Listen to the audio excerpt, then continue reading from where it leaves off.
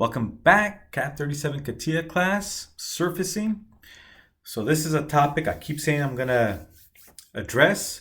So here we go, working with solids and surfaces, or hybrid modeling. And also you have to also be aware of which direction is the orientation of the surface. It can be a surface, it could be wireframe. So there has to be I guess you can say a top side and a back side, or outside, inside, however you want to look at it. But there needs to be an orientation. Which side is which, right? Okay, so CATIA doesn't know, but it'll give it some orientation, and you can tell by the red arrow. So this side is the orientation for this, in this case, the surface. And then I'm going to also show you how to jump between part design and surfacing, and how to create something similar to what we have here. All right, so I'm going to demonstrate very simple demonstration on how to jump between the two workbenches and how to organize your geometry. All right, so there is no assignment for this topic. It's just something that I want you to be aware of. This class only covers surfacing, but I also want to go over the benefits of jumping between part design and surfacing. Okay, so I'm going to demonstrate real quick how I created this part. So before I start going over this step by step, I want to show you that I have a geoset for my wireframe, right? And surfaces. So any curves, points, planes, surfaces, I wanted it in a geoset. Also, any sketches to create surfaces or wireframe, you want it in a geometric set. Any features involving creating solids or removing from a solid, like a pocket or a fillet, chamfer, etc. on a solid, has to be in a part body. Any sketches that you're going to use for a solid, you want to keep it in the part body. I mean, there are some, you can deviate from this, but this is a pretty straightforward, keep it simple way of organizing your geometry.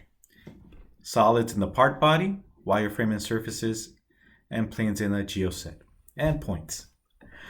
All right, so let me go ahead and show the geometric set. So here I have a surface, and I use that surface to chop the top portion of the solid. Okay, so I'm going to walk you step by step on how to create something like this, because you may encounter this, or you may even prefer to model in this way. All right, so let me demonstrate it from scratch. So I'll start a brand new file.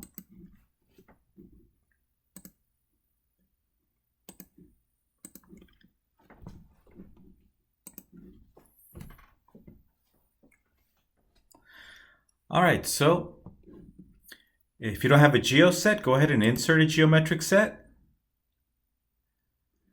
All right, so wireframe, points, plane, surfaces, geoset. Any solids or sketches that create solids, you want to put it in the part body. Any subtraction of solids, like pocket, or even using fillets, chamfers, you want it in the part body if you're doing it to the solid. All right, so let's go ahead and just sketch something real quick, similar to the part I just showed you. Okay, so you have to be aware of which one is underlined. Notice how the geoset is underlined. So anything I create right now is going to place it in the one that's underlined. So if I want to create a sketch to create a solid, I should be in part body. So I'll create a sketch to create a solid. So let's right click on part body and define it. So anything we create will drop into the part body. All right, so I'm going to create a sketch and then use the pad command. So let's quickly do a sketch. I'll just pick any plane to sketch on. We want to use the X, Y, Y, Z. Again, this is just a demonstration. So I'm not even going to worry about constraints. I'm just going to quickly model something up just for time. Okay, so obviously we would have to constrain it, put dimensions, etc. But I'll leave that out. Okay, exit the sketch. All right, so if you place the sketch in the wrong location, you can always right-click, cut, and paste it elsewhere. But once you use it to create a solid, like we're going to do now, then you can no longer move it, because now the pad that we're going to create is dependent on the sketch, which is a solid, right? You can always make a copy of a sketch elsewhere. Right-click, copy and paste, for example. All right, so now we're going to create a solid. So let's go to part design. So we are in part design. If you're not, go to the drop down, start, and go to part design. All right, so let's go ahead and do a pad of the sketch. Okay, so we'll do a pad of the sketch. I'm going to click pad. Now it automatically recognizes that we're doing a solid, so it's going to do it in the part body. If the geometric set is defined, if it's underlined, I'll get an error message or a warning message saying, hey, since you're creating a solid, we're going to create it in the part body. So let's go ahead and do a pad. All right, so, and I'll just type in any number. Okay, so there we have our block. I'm going to go ahead and give it some color. Right click properties on the part body, and I'll make it a brown color for the solid. All right, so let's say instead of just doing a simple rectangular prism like we did, let's say you wanted to do a pad up to a surface. Okay, so I'm going to create a surface similar to the previous problem I showed you. All right, so I'm going to right click on my geometric set, right click, define. So now it's underlined. Okay, so any new geometry I create will fall in this geo set. Now we can also create sketches in geometric set. Okay, I know for our assignments and for our handouts, I was asking you to avoid using a sketcher or sketch, just so you can practice your wireframe and surfacing and operation skills. But on your final project or at your job or for practice, please take advantage of Sketcher, even for surfacing. Okay, so sketch, I'm going to create a sketch and I'll pick one of the vertical planes. Doesn't matter. All right, so I'm going to keep it simple. I'll make a spline. So in Sketcher, you do have spline. So some of the same commands you have in wireframe and surfacing and generative shape design workbench, you also have them in Sketcher, but this is in since we're sketching, it's going to be on a plane, right? So this is 2D. All right, so here's the spline. So I'm just going to randomly create a spline.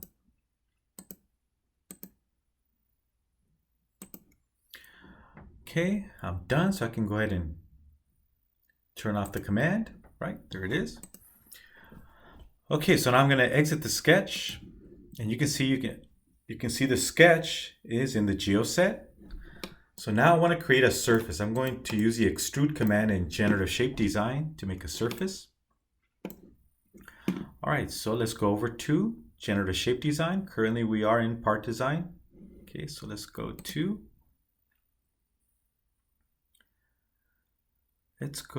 generative shape design. And I'm going to create a surface using the extrude command.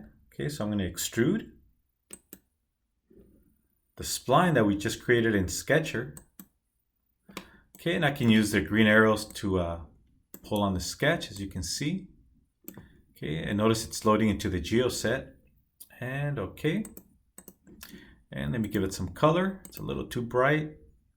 Right click properties on geo set, and let's go ahead and add some color. All right, so let's say this is very common, especially in manufacturing and tooling. So sometimes you get a surface or a part like a piece of sheet metal for like a fuselage, a wing, and you need to make a mold to shape the part, whether it's, again, aluminum, sheet metal, or a composite. Maybe you're making something out of fiberglass or carbon fiber, and you need a mold to shape it. It's kind of like making a cake, right? If you want to make a cake the shape of a flower, if you can buy a mold where you're going to bake a cake inside this mold that already has a shape that you want, whether it's a sunflower or moon shape, whatever it is, or half moon, I should say, or partial moon. Okay, so same idea. Okay, so let's go ahead and let's go back to part body. So let's go to the pad inside the part body, and this time I'm going to do a pad up to the surface. Okay, so I'm going to go back to pad 1. I'm just going to double click on it.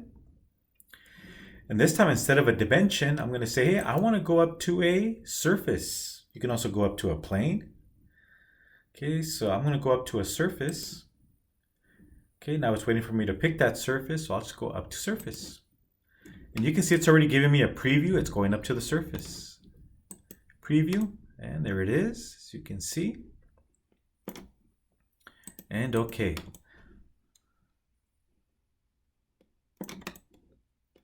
Okay, pretty simple.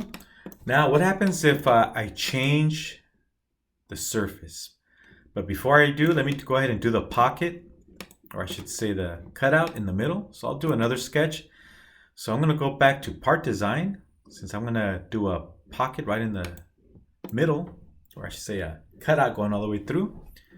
Let's go back to part design. So you can bounce back and forth between part design, generative shape design, or if you choose freestyle, right? Freestyle surfacing. Okay, so let's go to part design. And I'm going to do a sketch on the base here.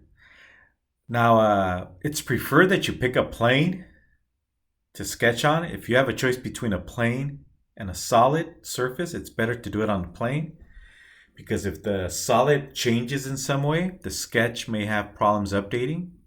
But on a plane, it's a lot easier for it to update.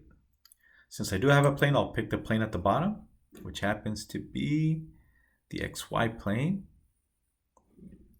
All right, so I'm going to do a sketch to do my cutout. And I'll keep it simple once again.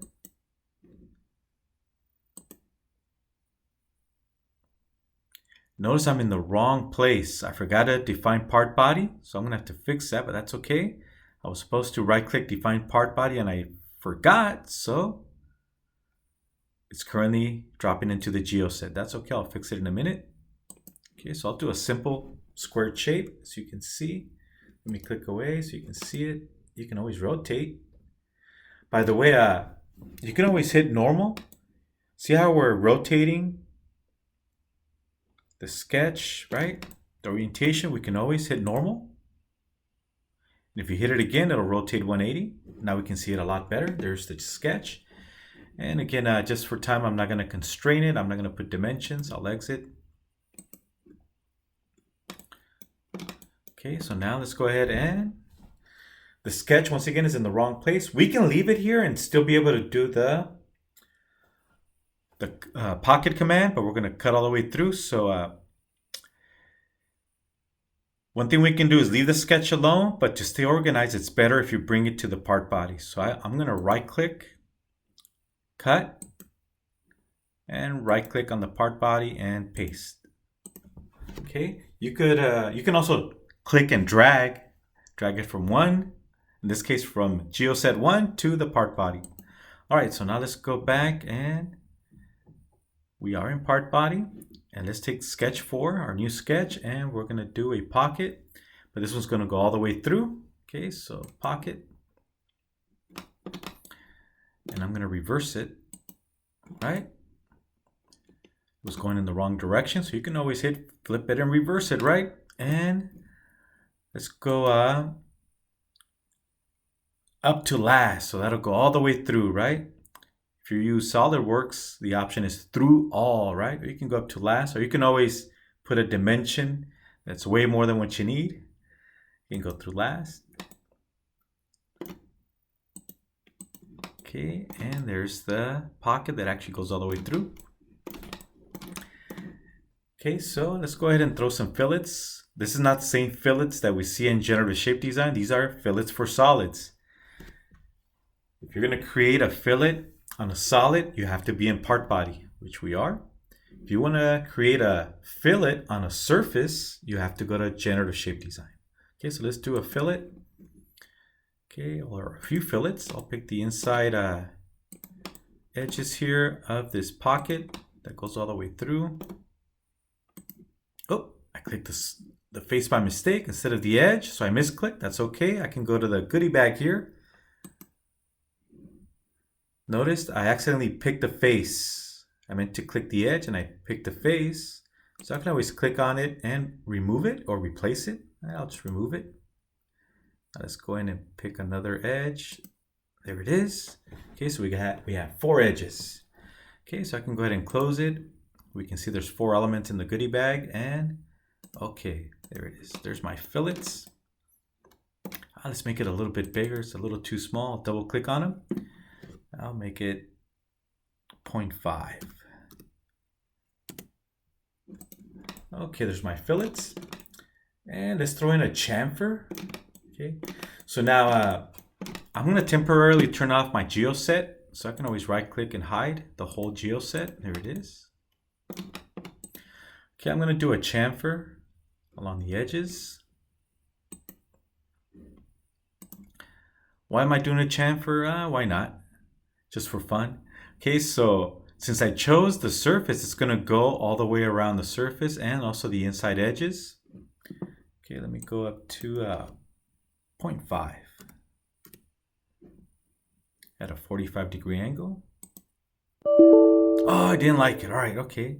It has trouble going around. I think it's maybe because of the sharp edges. That's okay. So let me go ahead and instead of picking the face, right, I can always deselect it. I can always click and clear selection. Okay, or I can always start over from scratch, but it's okay. We can always right click, clear selection, remove anything we had previously chosen and start over again. So let me see if I can do edges, these 4 edges, and I'll ignore the inside ones. I'll just click the outside ones at 45 degrees, ½ inch. And there's my chamfer. Okay, not a good looking part, but just to get the point across. Okay, so here's what's cool about jumping between the two is if the surface changes, the solid will update, right? So if I go back, let me turn on my geoset back on, right click, show. If I go in and change my sketch for the surface, the spline, let's go back and double click on the sketch. So if I alter my spline, watch what happens. So instead of a spline changing direction, let me just go with something more simple, almost circular. There it is. See how the solid turns red? It's updating, right? So it's currently updating, or it's turning red to let you know it wants to update. Okay, so let me go ahead and exit. See what happens in 3, 2, 1, don't blink. And see how it changes shape. Right, so it updated. Ta-da! Now it doesn't always update as smoothly as it went. In this case, sometimes you're dealing with very complex parts, especially in aerospace. And something like this may not update as easy as it did on this one. Sometimes you have to go in there and troubleshoot and get it to update. Okay, so now let's go back and play around with the spline again. I'm going to go back. One thing to be aware of is your surface has to be larger. So I'm going to intentionally make this. I'm going to use the nodes here, or the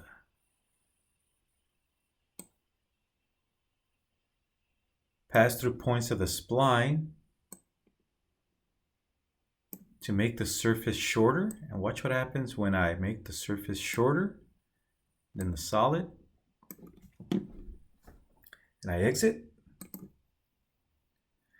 I get an error because the surface is too small for this solid. So for this solid to go up to the surface has to be long enough. Okay, so I always get into the habit of extending the surface more than what I need, just in case the solid changes in size. If the solid gets larger, we want to have enough surface to pad up to. Okay, so that's the reason I'm getting an error. Okay, so in this case, the surface is too short for the solid. Okay, so let's go back to the spline, and I'll just make it larger. So we need a nice long surface. So we need to alter the spline. Okay, that looks like it's okay. Let's make it longer than what we need, right? Play it safe. And let's go ahead and exit. Okay, there we have it, right? So it did update. Okay, so we have plenty of surface, always overextended. If you're gonna overextend it by 50% or maybe double what you need, go for it. It's worth overextending the surfaces. All right, so now we could have done it a different way. Instead of doing a pad up to surface, we could have also done a split. Okay, so what I'm gonna do is I'm gonna go back to pad. Let's go back to pad. And instead of saying up to surface, I'm going to give it a dimension. Okay, so I'm going to overextend it way beyond the surface. As you can see, that's way too much. I can see it in the preview, but there it is. I'm going to overshoot beyond the surface. Okay. All right, so another thing you can do is split a solid with the surface or a plane. Either one will work. Okay, so in this case, we are going to lose the chamfers. Once we split, we can always create new chamfers. All right, so we're going to go ahead and split the solid with the surface. Now, part design, right, for solids, right, does have a split command. It has a split command. If you want to split a solid, you have to do it in part design. You do not use the split in generative shape design. Generative shape design surfacing, the split in that workbench is to split surfaces and wireframe. If you want to split a solid, it has to be done in part design. Okay, so part design does have a saw somewhere in here. Oh, there it is. There's the saw. Okay, so this is split for solids. Okay, so before I go to split, right click, define the part body. Or else you'll get a little warning message saying, hey, we're going to split the solid, not anything in the GeoSet because we are in part design workbench. Okay, so let's define. And now we're going to split the solid. Split. Pick the surface. Okay, so notice it's splitting and keeping the top portion. You can see the arrow, the orange arrow. So it's saying, hey, we're going to keep the top portion. Okay, so if you want to keep the top portion, you're good, then leave it alone. You can always flip it here by clicking on the orange arrow. Let's say we want to keep the top portion. Let's hit OK. And there it is, right?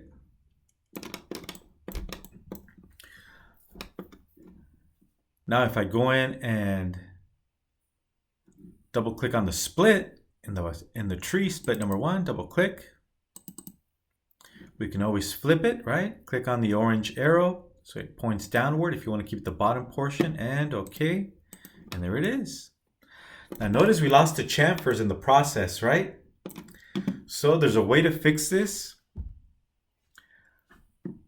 We can change the order of the features, but it's like trying to change the order in a family tree, right? If you want to change the position of the oldest sibling with the younger sibling, it may cause some chaos, right? It may accept it, it may reject it. Let's see what happens if I try and move the split above the chamfer, right? The chamfer is older than the split. The split is the youngest, right? The youngest in the family tree. But I'm going to move the split upward. I'm going to force it to go up and see what happens. It's going to try an update. So I'm going to right click and I'm going to go to reorder. I'm going to reorder it. Reorder. Okay, so you can say reorder after or reorder before or inside, etc. We're going to reorder it after fillet 1, edge fillet 1, so it drops in between the fillet and the chamfer. Okay, so let's click fillet and it'll drop right below it. So split 1 will drop below the edge fillet 1. See how the chamfer moved? My mistake. Oh, it hasn't moved yet. Not yet, not yet. I have to hit OK. In 3, 2, 1. And see now the split is between the fillet and the chamfer. Now the chamfer is like, hey, I don't see the edges anymore. What happened? All right, so this is where you troubleshoot. Okay, so you have to go in there and troubleshoot. It's like, hey, Katia's telling us, I don't know what happened to the edge. You have to tell us what happened. So you can either delete it and start over, or you can troubleshoot. You can double click. Let's see. So we have a edge 5. So I can double click in here. Double click and say, see in yellow, it's showing me, hey, the edge was up here before you did that rearranging, right? So I'm all right. That edge that was here, I'm going to pick it here. Notice how there's a green arrow. It also has an orientation. Just like the surface has an orientation, so does wireframe. Which way is the correct direction, right? Here the green arrow is pointing this way. You can always click it and flip on it or flip it over. Okay, so you have that option. All right, so let's replace this old edge that was up here with this one. See if it accepts it. It may reject it. Whoop, it seems to accept it. And again, you can always change the direction. Okay, and if it may reject it. Let's see what happens. Hit OK. And it seemed to have accepted it. It accepted the first edge. So let's go to the next edge, number 6.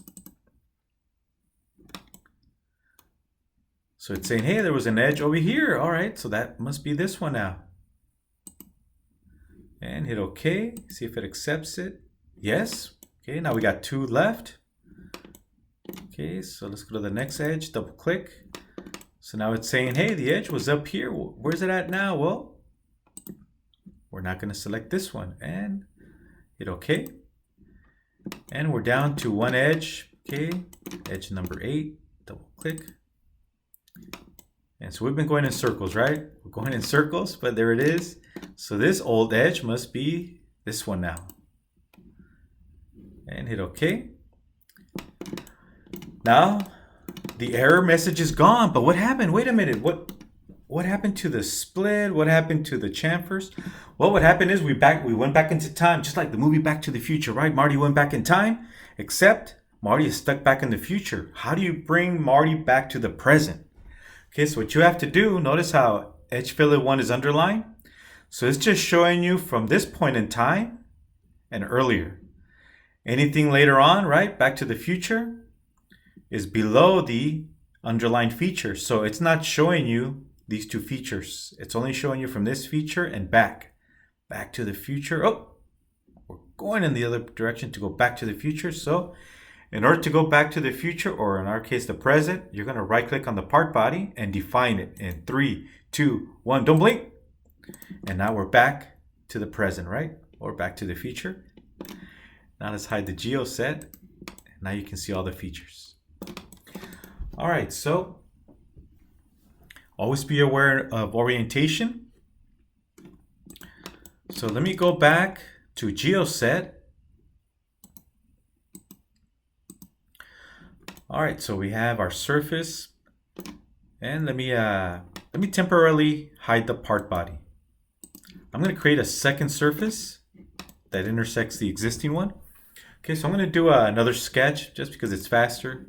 I can do wireframe like line command, point command, etc. So I'm going to create another sketch. Oh, I'm in the wrong location. See how it's in the hidden part body? So you're going to start sketching and wondering, hey, how come I don't see anything? I just drew a circle. I just drew another. It keeps disappearing. That's because the sketch is in a hidden part body. So let me go ahead and exit. Okay, and let me move this sketch 5 over to the GeoSet, this new sketch. So I can just left mouse click, hold, and drag and drop. Now we see the circles we created, right? That's just not exactly what I wanted, but let's go into sketch 5. I didn't want those circles, but it's okay, we can delete them. Okay, so I'm going to delete these circles. So I'm just going to window capture and delete. I'm going to hit delete on the keyboard. There it is.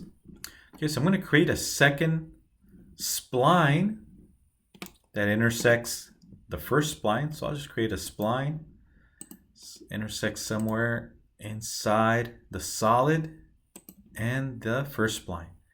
Okay, and I'm just going to exit by clicking back on spline inside Sketcher. Again, notice we are in Sketcher. And let's exit. And I'm going to do another extrude. Okay, so I'll do another extrude. So instead of part design, I need to be in generative shape design to do the extrude on a wireframe to create a surface. Let's go to generative shape design. Okay, and I'm going to do an extrude. All right, so we have an extrude now, right? I want to keep it the same length as the first one. Okay, so I'll hit OK. And I'm going to do a fillet between them. Okay, so I'll do a fillet. Notice we're creating a fillet in Generative Shape Design. So if you want to do a fillet on a surface to surface, you have to be in Generative Shape Design. Okay, so let's go to fillet. Shape fillet is surface to surface. The second one is on an edge of two joined surfaces. In our case, these are two separate surfaces. I'm going to shape it. So go with shape fillet. I'll pick this surface and this surface. Now I want the fillet to be here on the bottom portion of it. So the arrowheads both need to point in the same direction. If I want to keep this portion, right? So always keep an eye out for red arrows when you do a fillet. There's a 50-50 chance it's going to come out the opposite of what you want. All right, so let's go ahead and hit OK. Oh, the fillet is too small. Okay, it's all right. Notice it dropped the fillet in the geo set. That's what I wanted. Double click. Make it a fillet of, let's use 2. There's my fillet. Okay, so let's say this time I want to change. Let's say instead of splitting with the first, I want to split with the second, or this new surface, right, which is combined as a fillet. Okay, so I can go back to part body. Let me show the part body. Okay, so let's say I wanted to split it now with a combination of the two surfaces with the fillet in between them. Okay, I can go back to pad 1. Right, my mistake. Go to split. I forgot we did a split, right? I can go back to split and instead select fillet 1, right? Not the same fillet that we see for the solid. This is the fillet that we have in the geo set. Click. Notice how the arrows are pointing upward. We want the other direction, so we can click on it and flip them downward. We want to keep the bottom portion. And let's see if everything updates smoothly and okay. And oh, I lost the edges again, right? We lost the edges. It's okay. Let me temporarily hide the geo set. So once again, it could not update, so we need to go back in and fix it. This is normal, okay? So when something like this happens, don't panic. See if you can figure it out, right? It's like a puzzle. So okay, I lost edge 9 and it's chamfer 1 here. Okay, just go back. So it does recognize it. Hey, in this case, it did recognize it. See, I didn't have to select it. So here it does recognize it, so I can just hit OK. Let's go to the next one, the next edge, double click, and it recognizes it again. Here it is. It's already filled out. So we accept it, yes. Hit OK, go to the next one, edge 11. Oh, so this one, actually, it seems to recognize it. Yep, it does recognize it. See how it automatically filled it? So it was up here, and now it's down here, but notice it's already red. It's already selected for us. It did make the connection, so hit OK. And let's go to the next one. And it used to be here, right? And now it recognizes it's going to curve downward, and we hit OK. And it's still yellow. Let's see what happened. Cannot initialize the operation. Okay, close. Let's see what happens. So it couldn't do it. Let's go to chamfer 1. So notice these yellow signs. So that's an error message. Let's go back and click on it. It's saying, hey, we can't do it. Okay, so we have tangency on, right? Hey, if it's tangent, keep going. Okay, let's see if any of these are pointing in the wrong direction. Maybe that's what's happening. So I click the arrow, see if I flip it, preview. Okay. Oh, still seems to not like this one over here. It's all right. I can always remove it, double click. Yeah, this is to flip the direction, but since we're at 45, it doesn't really matter. Okay, so what I'm going to do is I'm just going to remove one of them. It doesn't seem to like this one here. So I'll just click on it to deselect. So I'll just keep 3 of them, close, and OK. This time it worked. Yes, it seemed like it had trouble generating this one. Okay, so I can always just do a new one, but I'll just leave that out. All right, so troubleshooting like this is very common, especially again if you're dealing with very complex surfaces. And you get better if you can troubleshoot. Okay, that's when you get really good. And this troubleshooting is nothing compared to some troubleshooting where it can take hours to fix. All right. All right, so let me now create something a little different, another surface. So let me go back to GeoSet. Okay, I'm going to do something a little bit different on this one. I'm going to go back and I'm going to create 3 different patches. Even though we have 3 patches here, I'm going to create 3 patches and then I'm going to join them. Okay, so let's go back. So I'm going to go back to extrude 1 and extrude 2. Let me hide fillet 1. I'm going to hide it. Let me show extrude 2, extrude 1. Okay, there it is. All right, so what I'm going to do is I'm going to shorten these. Okay, so let's go ahead and put a isoprem. Let's see if I pronounced that correctly. Either way, let's go to Generative Shape Design and isoperimetric curve. That's what I was looking for. Okay, so imagine like putting a grid on a surface. So I'm going to click on this one and I'm going to use this to chop away at it. So I'm going to click the surface and notice how it's almost like placing a grid on a surface or on the globe, right? Longitudinal, etc. Okay, and I'm going to chop off the excess. You can always adjust it. You hit OK. Let me change the color of the wireframe. Right click Properties. And for wireframe, I'll use the cyan and make it bright so it stands out. Okay, there it is. Now let's create another one on the other surface. But before I do, let me split here. So to split a surface or a wireframe, you need to do it in Generative Shape Design, which we're in. So here's the split. So I'm going to split this one with this line. And okay, so I'm going to intentionally put a gap between these 2 surfaces. All right, so now let's do the same thing on the other one. Pick the surface. So we have our isoperimetric curve. I'm trying to change direction on it. Let me rotate slightly. There it is. Okay, so now I can use these green arrows to translate it along the surface. Okay, I'll just go there and okay. And I'm going to split again. So I'm going to use the split command. Split this surface with this curve.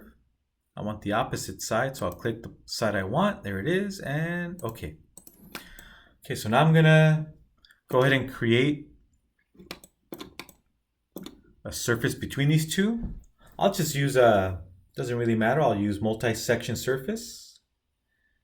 Click on it. Okay, and I'm going to go from this edge to this one. Make sure the red arrows are pointing in the same direction or else it's going to twist on you. And let's get a preview. So right now it's giving us a straight surface. Let's say I wanted to make it a tangent continuous. G1, right? If you want curvature continuity, you can go up to a G2 continuity. All right, so let me go back to the first section or line I chose, which is this one. And then I'm going to pick a support and you're going to see it load in the supports column. So I'll pick this as my support. That way it'll add tangency, or you can go up to a G2 curvature continuity. Then I'll go to the second one, the second curve I chose, which is this one, and use this surface for my continuity. Okay, and then watch what happens when I hit preview in 3, 2, 1 preview. See, now it's going tangential, or my mistake, tangent continuity. We can always increase it. You can see the continuity here is tangent. I can always say, hey, I want to increase it to a curvature on both. So I'm going to go back to the first one and change that to curvature continuity. If you don't see this option on your computer at work, most likely you don't have the, I think it's the XD2 or 2DX or MX, I forget the license numbers. but you need to pay extra for some of these options. Okay, so we have curvature continuity. And if you want to pick more than 2 sections, you also need the advanced license. If you have the lower end license of generative shape design, it will only let you pick up to 2 sections, I believe. All right, so watch what happens when I update with curvature continuity on both. 3, 2, 1 preview. There it is. And okay. Okay, so this is a styled, almost fillet, right? All right, so now I'm going to join them. Okay, I'm going to join these 3 surfaces. Let's see what happens when I join them. Join. 1, 2, and 3. So when I did the multi-section loft between the 2 surfaces, it did not join them. Okay, so I have to go in and join them as one. Earlier when we did the fillet, it automatically joined them, right? It did a trim which removes the excess and then joins the surfaces. But when we do a multi-section, it doesn't join them. We have to go in there and click the join command as we just did and hit OK. Okay, so now it's one joined entity. So we have 3 patches, all joined as one. Okay, so now let's do it again. Hey, let's do the pad again. All right, do it. Actually, you know what? I'm going to do something different. Let's do something a little different. Okay, let's say I wanted to add a face sheet on this block. Okay, so a face sheet is pretty much a plate that's not too thick, and you either weld it on or bolt it on, or a combination onto a support or some type of 8 crate shape on the bottom.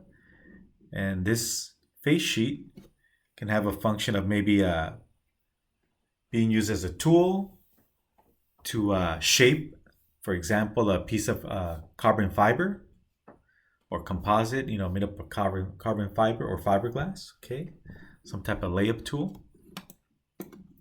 All right, so let's say I wanted to give this thickness, this surface. So I'm going to go to part design and turn this surface into a solid. Now this doesn't make sense, turning this solid and then create a second solid with a different surface, but I want to show you that I can take this surface and turn it into a solid. So let's go back to part design. And there's a reason I'm using the join command, and I'll explain why in a minute, instead of using the one with the fillet. All right, so let's go back, and so we are in part design.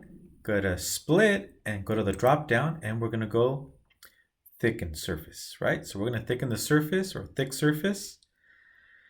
We can also pick a closed surface, just like you did for the box handout, to turn a closed surface into a solid. That's this option. Or we can take an existing surface and thicken it. So let's click on this option, thicken it. Now it's giving me the warning, hey, you're not in the right location, right? This should be in part body. So it's just giving me a warning that it's going to drop it into the part body and not the geoset. Solids do not go in geosets, right? So it's just giving me a heads up. And okay. And notice it drops it into the part body. And let's go ahead and thicken this, and I'll type in 0.5, see what we get. 0.5 for the first offset in one direction. You can always offset it in the opposite direction for the second offset, right? I'll just leave that at 0 and pick the surface, or in this case the join, and it's offsetting downward. As you can see, I can always flip the arrows, but I'm gonna go ahead and go downward. Okay. Notice it created this face sheet, turned it into a solid. Okay, so why am I doing this? Orientation. So I keep mentioning orientation. Every surface, every curve, every point, etc. Actually, not a point, but every wireframe, planes, they all have an orientation, right? Which is the right side up, or the outside, the inside, etc. The OML, the outer mold line, etc. So the inner surface, etc. So let's go back. Okay, watch what happens with join. So remember, we thicken downward. Watch what happens when I go to join. I'm going to go back to join one, double click on it. It's hard to see, but there's an arrow right there. There's a red arrow. And if I click on it, it's going to change the orientation. So it's saying that the red arrow is pointing downwards, saying that's the outside, I guess you can say, of the surface. But if I flip it, watch what happens. I'm going to click on the red arrow and it's going to flip upward. Now it wants to update. Watch what happens to the face sheet. And okay. See, it flipped it going in the opposite direction now. The surface is at the bottom now. So, because we changed the orientation, it also changed the direction of the child or the dependent, in this case, the face sheet. If we go back to join and flip the orientation, okay, so currently the surface is at the bottom, right? The join one is at the bottom or below the face sheet. If I flip the arrow, here's the red arrow. I know it's hard to see, but here's the red arrow. And 3, 2, 1, don't blink. So now the orientation is pointing downward, the right side up or right side down. All right, so let's hit OK and watch the face sheet now thicken downward. Okay, hit OK. Now you can see it thicken downward and the surface is now on top. Okay, so I'm going over this because sometimes you'll get really into a part that has a lot of surfacing, a lot of wireframe. If you were to go into the background and the no-show layer, there's all this wireframe in the background, like just crowded with of geometry, supporting geometry. Sometimes you go in to something at the very beginning and change something. Maybe you change the direction of a point along a curve. Maybe you flipped something. Or you maybe replaced a plane with another plane. And things flip on you. The orientation flip on you, and it causes a domino effect where things start flipping on you, and it goes red, and you start panicking, right? You want to punch the screen sometimes, so be aware of orientation. Okay, that's the reason I was going over this. Another thing I wanted to point out is you can always change or replace a plane with another plane, for example. Okay, let's go ahead and create a plane. So let's go into Generative Shape Design. Okay, so I'm going to put a plane. I'll just offset it off of the ZX. Okay, so I'm going to create a plane in GeoSet. So let me right click, define the GeoSet. I'll create a plane and offset it off of ZX. You can see it, there's a preview. Let me go ahead and take it out here. So I'm going to ignore this solid. I'm just going to do something a little different here. Okay, so let's say I have this plane and I decide to create a sketch on it.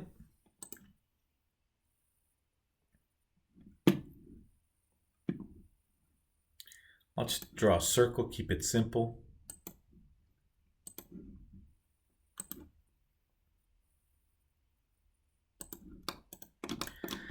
Now we're going to create another plane, but this time we'll go parallel, or my mistake, horizontal, and make it perpendicular to this plane. Okay, so I'm going to create a horizontal plane. So I'll just offset it off of the YX or XY plane, XY plane. Okay, so I'll create a new plane.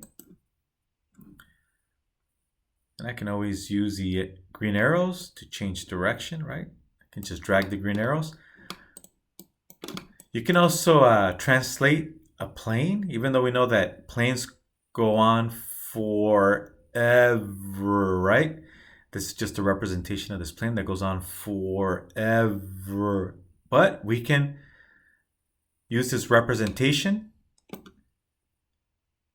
and shift it over by left mouse click on the move and move it over. Even though the plane goes on forever, we can use this representation of it by moving it in the direction or slide it along where you want to use it. Okay, hit OK to exit. Okay, so you can replace a plane with another plane. Okay, sometimes you will be replacing a surface with a surface, a plane with a plane. You can do it with points. Okay, so if I wanted to replace this plane with another one, watch what happens. I'm going to say, hey, I can right click on the plane and I want to replace it. Now, why would you want to replace it? Well, because maybe the children or the dependents of this plane, you want it to now be related to the new plane. Okay, so just like Bart Simpson or Homer Simpson had the good brother, right? The rich brother, until Homer Simpson ruined him, right? What would it be like if Bart and Lisa had a dad more like Homer's brother, who was the good-looking one and the one with the money, right? So let's see what happens if we replace this plane. We're going to replace it with this other one. Notice the orientation. It's like, hey, this one has an orientation in this direction, and this one has it in this direction. So this is where you might get into some problems if you're not aware of the orientation. You can always flip it, right? You can always flip it by clicking on it, flip the direction, and say, no, this is the front part, and this is the front part for this one. Okay, so you can always flip it. Okay. All right, so watch what happens when I hit OK. In 3, 2, 1, don't blink. Okay. Watch. Did you see the dependent? The circle now depends on this plane, no longer dependent on the first plane. Okay, so this is very common. We can go back and do the same thing with this one. Okay, so let's relate it to this one. Remember join one? Join one created the face sheet. Let's say, hey, you know what? Instead of using join one for the face sheet, you know what I messed up? I should have used the fillet surface. Fillet one. Let me go ahead and show that one. And let me just change the color. So this is the one with the fillet between the two surfaces. Let me change the color on that one. Right click properties. Even though it's part of the green, even though the geo said it's green, you can change it at the detail level. And I'll make it pink, cyan, whatever this color is. And okay. Okay, so notice the green one is on the bottom. Let me temporarily hide fillet one just to show you that the green one's at the bottom. I'm going to turn fillet one back on. Okay, so now I'm going to replace join one with fillet one. So now the face sheet is going to depend on fillet one and no longer on join one. And it may reject it, so we have to see if it'll accept it. So I'm going to say, hey, I want to replace join one. So now the dependents will depend on fillet number one. So I'm going to go replace. So there it is. I'm going to replace join one so that the dependents now depend on fillet one. Okay, be aware of the arrows, right? Notice one is pointing downward, the other one's pointing upward. If we don't pay attention, the face sheet's going to flip on us. I think it'll flip on us. Let's see what happens. Let's say we ignore the orientations, right? The red and the green. In 3, 2, 1, okay. Notice it flipped on us because we forgot about the orientation, right? So always be aware of the orientation or else it'll flip in the wrong direction and cause a bunch of chaos. All right, so once again, there is no assignment for this video. This is just something I wanted to share on how to jump between workbenches, okay, whether it's part design and generative shape design and or freestyle. You can jump between the two. If you work for a big company that has a big IT support team for CATIA, some of these workbenches are actually merged. Good example is generative shape design merged with freestyle. So you don't have to be jumping from one to the other. It's just there's so many commands that sometimes it's better to keep them separate. But if you're constantly using the same two workbenches over and over again, like in a studio department, right? If you're doing styling, then it is beneficial to merge two workbenches like generative shape design and freestyle, so you don't have to be bouncing between the two workbenches. All right, so that's the end of this video. See you on the next one.